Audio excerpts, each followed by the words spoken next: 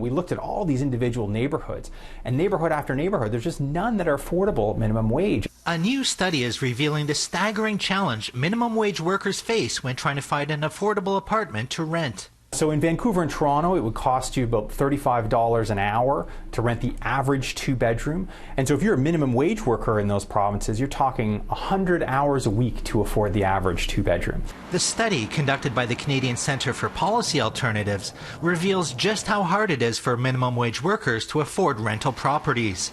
And if it's not hard, it's simply impossible.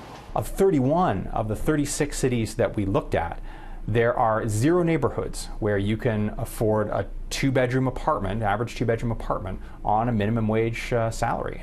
McDonald says that the construction of affordable housing hit a big rut in the early 1990s. Since then, developers have been more focused on condominiums than low-income housing. He says that leaves Canadians with few options. What that means for lower income workers is they're going to almost always have to live with roommates. They're going to have to work more than 40 hours a week. According to the study, a third of all Canadians rent rather than own.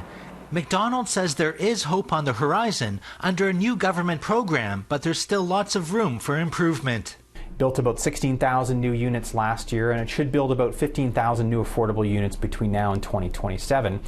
That's positive in the sense that that's more units than we built at any point over the last 25 years, but it's still less than what we were building in the 1980s.